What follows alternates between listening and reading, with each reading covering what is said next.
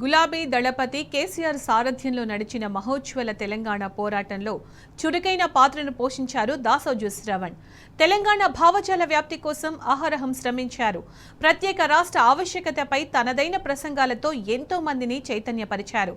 పదునైన ఉద్యమ గొంతుకగా రాజీ లేని పోరు చేసిన దాసోజు శ్రవణ్ బీఆర్ఎస్ లో ఒక్కో మెట్టు ఎక్కుతూ పైకి ఎదిగారు. అందుకే బీసీ సామాజిక వర్గానికి చెందిన దాసోజు శ్రవణ్ కు కేసీఆర్ ఎమ్మెల్సీగా అవకాశం ఇచ్చి సముచిత గౌరవం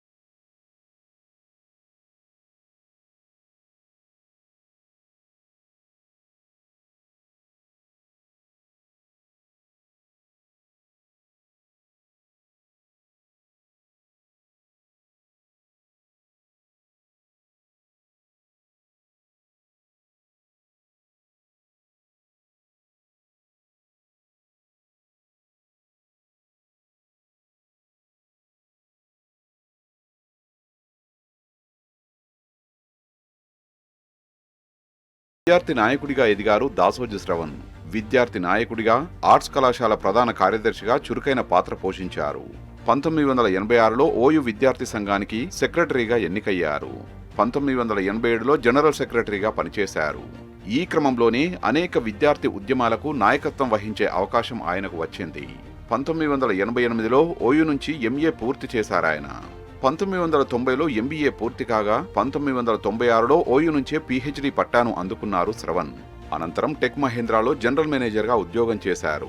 హిటాచీ తదితర కంపెనీల్లోనూ హెచ్ఆర్ హెడ్గా ఉన్నత పదవులు అధిరోహించారు.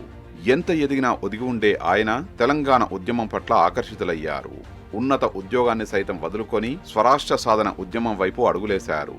ఈ క్రమంలోనే సామాజిక కార్యకర్తగా, న్యాయవాదిగా, రాజకీయ నాయకుడిగా శ్రవణ్ ప్రస్థానం ముందుకు సాగింది.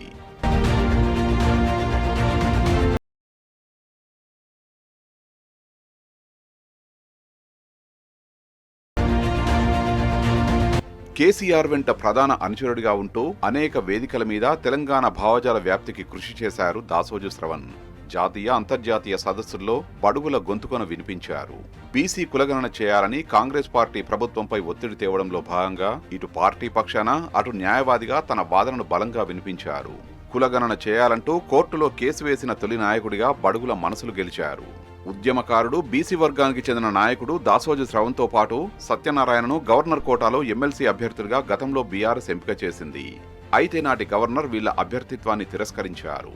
అనగారిన బీసీ వర్గాలకు న్యాయం చేయాలనే సంకల్పంతో కేసీఆర్ ప్రభుత్వం రెండోసారి మంత్రివర్గ సమావేశంలో తీర్మానం చేసి పంపినా మళ్లీ గవర్నర్ తొక్కిపెట్టారు. ఈ నేపథ్యంలో బీజేపీ ఎజెండాను మోస్తూ కేసీఆర్ ప్రభుత్వంపై కక్షపూరిత చర్యలకు పాల్పడ్డారనే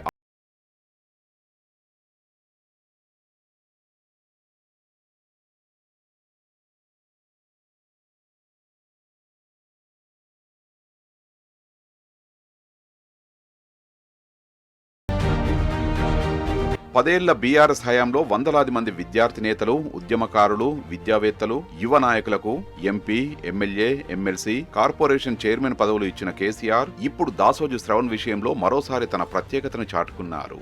తెలంగాణ ఉద్యమకారుడిగా, బీసీ బిడ్డగా, బీఆర్ఎస్ లో కీలక నేతగా రాణిస్తున్న శ్రవణ్ కు ఎమ్మెల్సీగా అవకాశం కల్పించడంపై అన్ని వర్గాల నుంచి హర్షం వ్యక్తమవుతోంది.